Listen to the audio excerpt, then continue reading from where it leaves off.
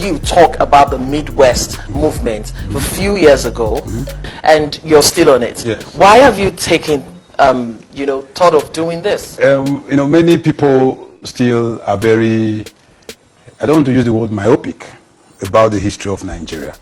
Everybody in the United Kingdom will mistake the United Kingdom for England. But we all know that the United Kingdom of Great Britain and Northern Ireland is made up of 4 home countries.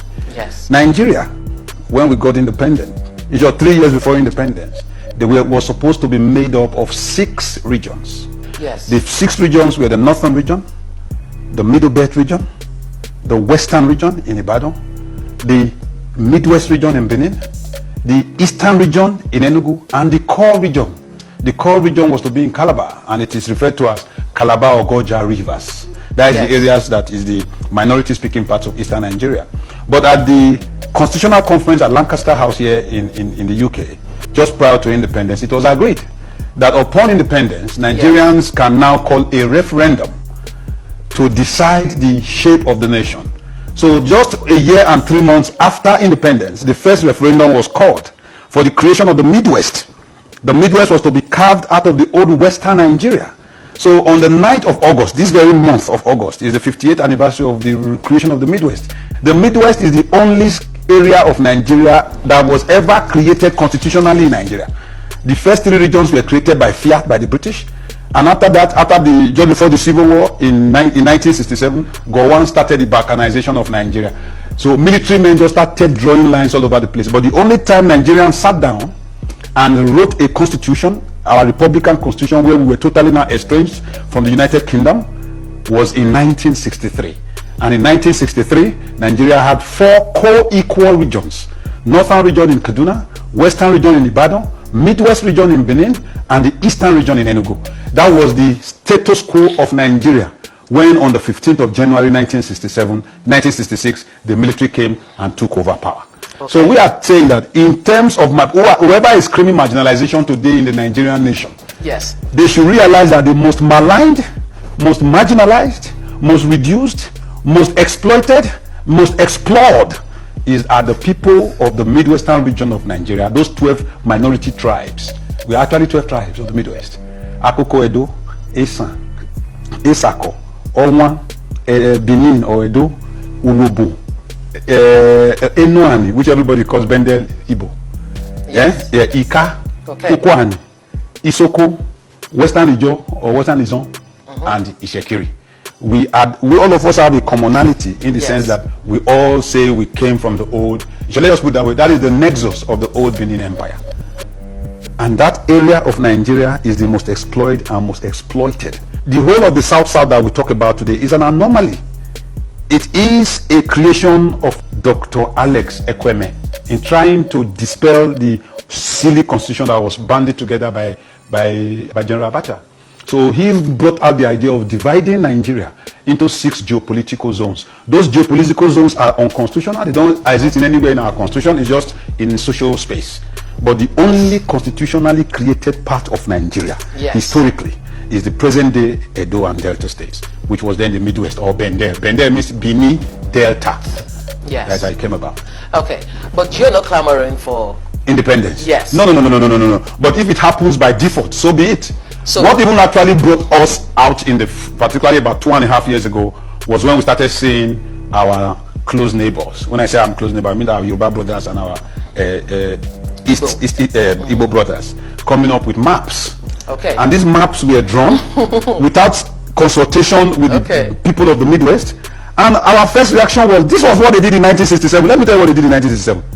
When in May 1967, on the 27th of May, Mr. Gowon, Lieutenant Colonel Jack Gowon, who later became Yakubu Gowon, decided to create Wahala in the Eastern region because of the failure of the Aburi Conference. He decided to divide the Eastern region into 3 states.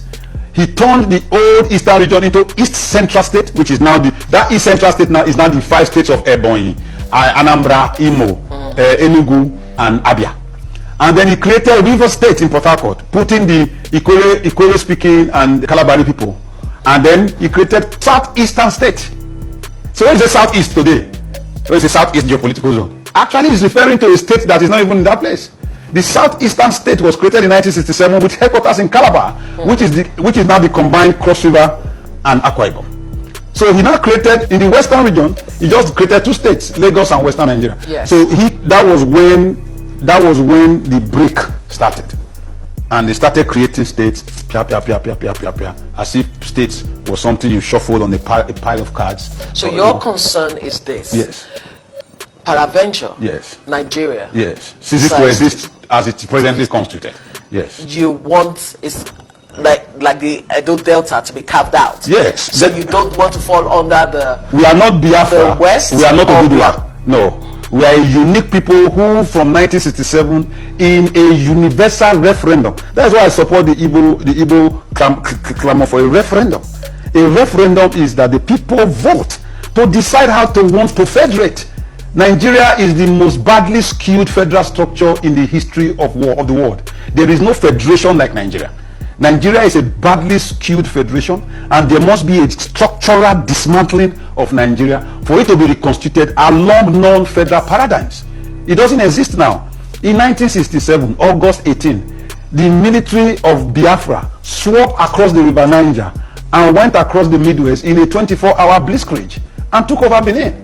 And General or Colonel Chukwuemeka Odumegwu Ojukwu announced the Republic of Benin. There was a Republic of Benin before this one you have now in Cotonou.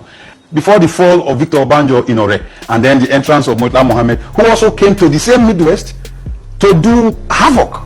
So in Nigeria, the Nigerian Civil War was not fought anywhere. It was fought in the East and in the Midwest. We don't want that. We don't want to be collateral damage or cannon fodder for any contending ethnic forces.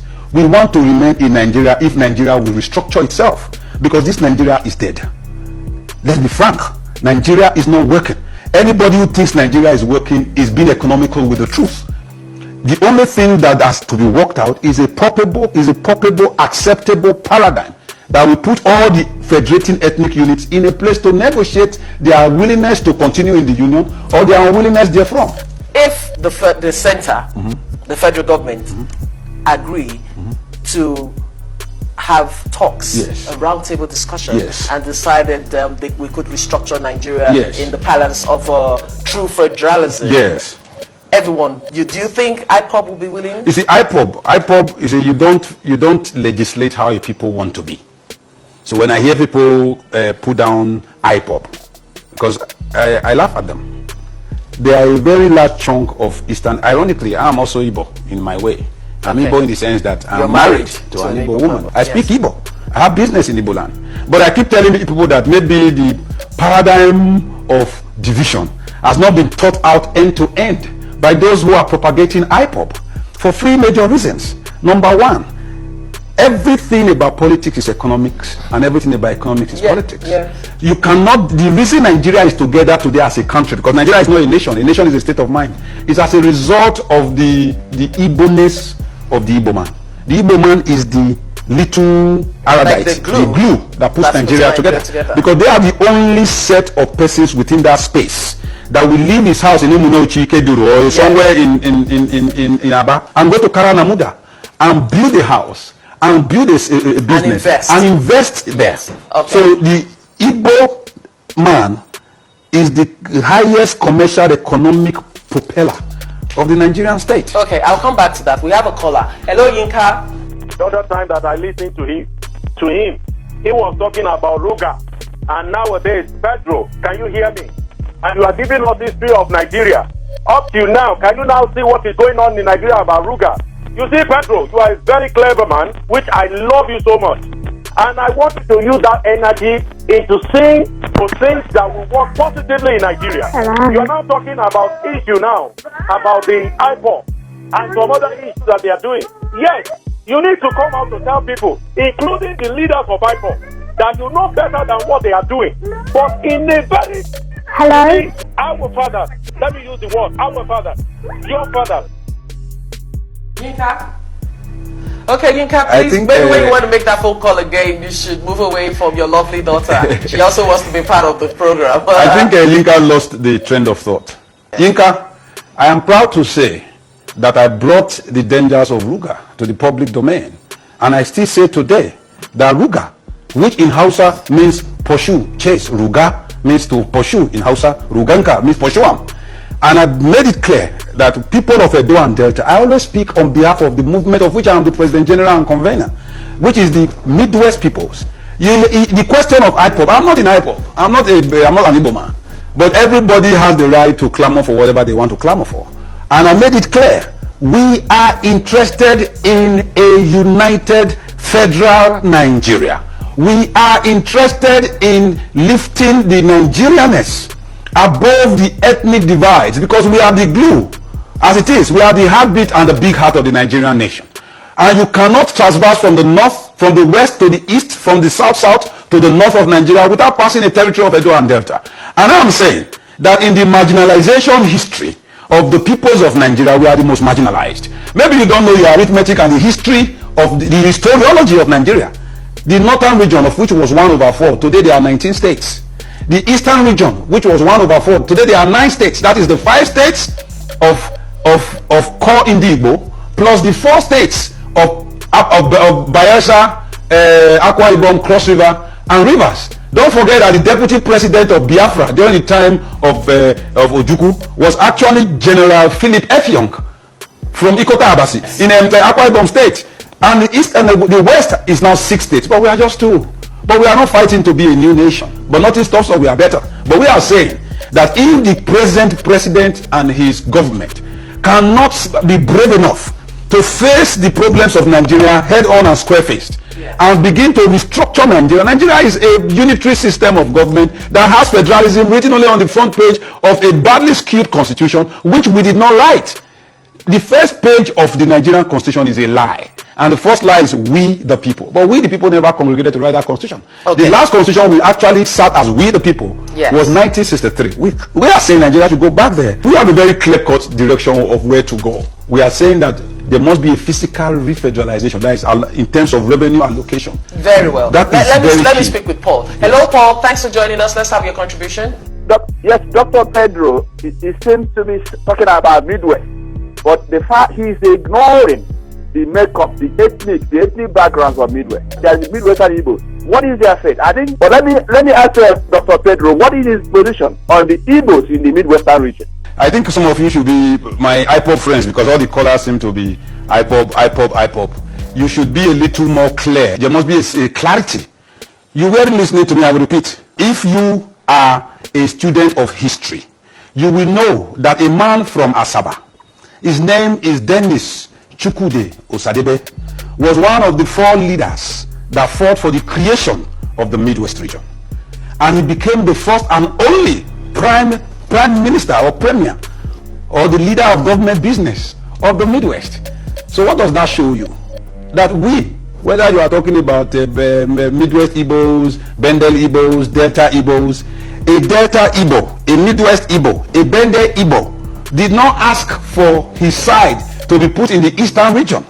Rather, he called for a federating unit in 1963 referendum, where 85.1% of the people voted yes.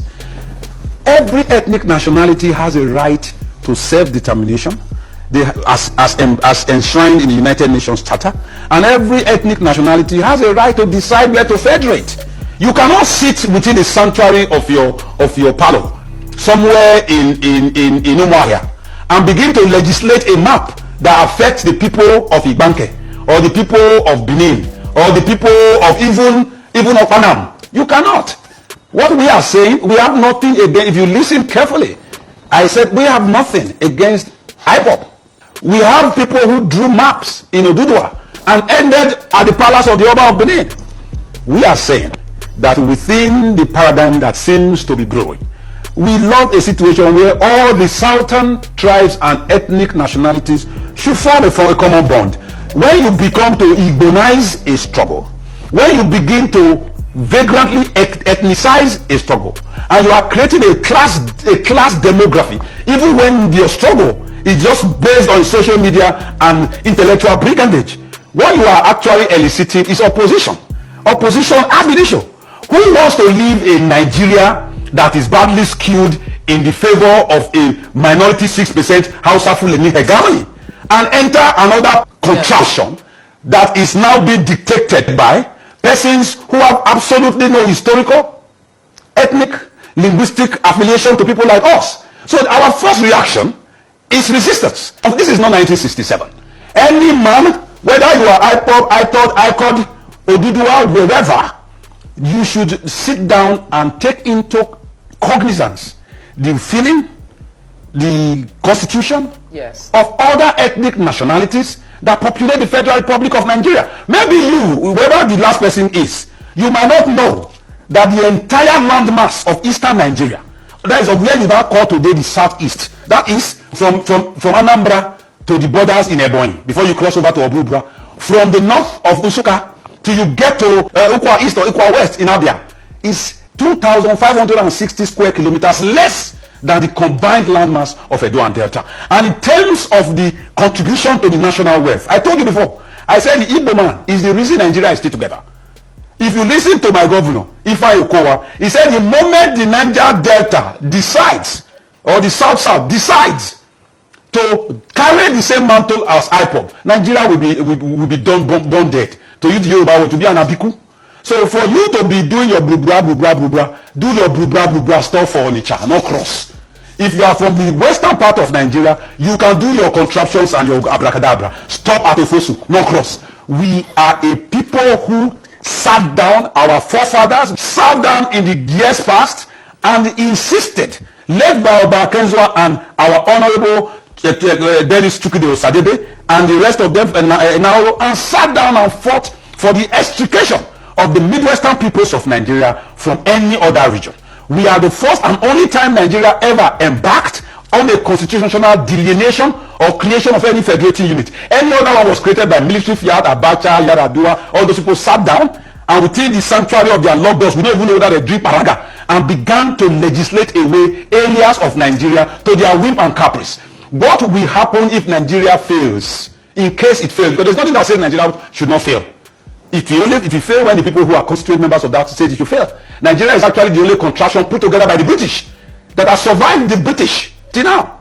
They put India together as a colonial experience. Today, the India that they created, where Queen Victoria was the Empress of India, is today Pakistan, India, and Bangladesh. If you look at Western, is it Europe? The whole of Europe. Is it Yugoslavia? Yugoslavia sat down, a small place that is not bigger than half of Edo and Delta put together. Today, Yugoslavia is today Slovenia, Croatia, Macedonia, is today Bosnia, Herzegovina. So let's not kill ourselves. For Serbia. Okay, Dr. Obaseki. Sorry, the guys, I got to give it back to them so that we don't carry me here. No, it's good. No. Don't get me wrong. No, of course, because we really need to understand this thing. We are so used to being Nigerian, and we just really hope that will continue. Yes. Because all this agitation, I don't know where it's going to lead us. Yes. Because people, if they are not being treated well, they should speak out. Yes. Do you have a name for this region? Have you structured out a name? No, yet? our people, we are the name of the official name of our association, which is made up of all upwardly mobile card-carrying members. We are not militants, professors, all members of our House of Assembly, all including the Deputy Senate President is a member of the Midwest Movement. Everybody who is somebody within the Midwest space. We are registered as the Edo Delta Indigenous Peoples Welfare Association, aka the Midwest Movement. But we are the Bendel people, so we hail ourselves all Bendel. That is our call sign. Okay, so far, how are you pushing your agenda to the center? No, the center is aware of what, something seismic will happen in the next few months. You get it? Because Nigeria is an illegality as presently constituted. I said it now. You see, we sat down and then a man called Sir Frederick Lugard, who later became Lord Lugard, there's nothing Lord in him. You know, the man was just a brigand who looked on the native peoples, as he called them, and put ethnic nationalities who were independent nations together for him for administration. He wrote it under his memo to Lord Harcourt. Lord Harcourt then was the colonial secretary, or the secretary of the colonial office. He said for administrative convenience. Yes. So you brought people who had absolutely nothing to do with one another, yes, and forced them into a contraption. And you call that contraption the nigger area. The area of the niggers. People think it's Niger area, but let's forget about that. Now, it was to last for 100 years. That creation, it is in the archives of the British. Was that the plan to last for 100 years? It wasn't even a plan. That was what was signed by Lord Frederick Lugard in 1914. 100 years ended in 2014. And at that 2014, Goodluck Jonathan decided to heed good judgment and call for a national confab to renegotiate Nigeria. That confab was done, report was made. Maybe he didn't have the lever to adopt and implement before he was taken out of office. And the man who took over made it clear that he wasn't interested in that confab. Meanwhile, the first article in the manifesto of the APC in 2015 was to restructure Nigeria. But now the restructuring of Nigeria will mean the Igbo man will have more control over his resources. Okay. It means the Edo man, the Yoruba man, Soko man, Izo man. It means that the Yoruba man, Ekukwani man. That can be achieved in the federalism. But they don't want that to be achieved. That is the problem. Okay. Nigeria is not following the articles of the letter or of the principle of federalism. Okay. Many of you are living in the era of Facebook. But when there's nothing beautiful in war, if Nigeria sparkles and breaks violently, the first thing that will go is your social media. So you have to sit and think again. Where are we going? We are the nation. And that is not, since the leaders or our misleaders have decided not to address something that is staring us in the face daily. And you're saying is like the present government is not listening. No, they are not. No, they are not deaf. They are already deafened. That is, they don't use carbide, blast their ear. They don't hear anything. Okay. Now only Jesus Christ or Muhammad or the will go bless their hearts, may they open, may they see what you come. Okay, you're talking about restructuring Nigeria. Let me explain something quickly. We believe that there is a spiritual thing that has come out of the Nigerian project. There's a Nigerianness, whether it's gra-gra, an ownership of space. But this is being demeaned because the federal system is failing all those at the local levels, at all levels. And the reason that is happening is simply because the things that made Nnamdi Azikiwe, that made Ogbemudia, that made Awolowo, that made these people develop their states and create things that work, do no longer exist. And what was that? It was just the revenue allocation formula. Nigerians don't even know what the revenue allocation formula was when the state was regional, when the nation was, when the regional governments were there. Today you tell me from Edo or me from Delta that you are giving me a 13% derivation. The government of Nigeria is doing revenue allocation. How are you allocating what you don't generate? Meanwhile, in every federal system in the world, those, if it is in America, the economy of California cannot be the same with the economy of Nevada. Cannot be the same with the economy of a desert state like Texas, like Tennessee. That is how it's supposed to be. In those days in Nigeria, what takes place is very simple. The Nigerian government at the regional level keeps 50% of the revenue.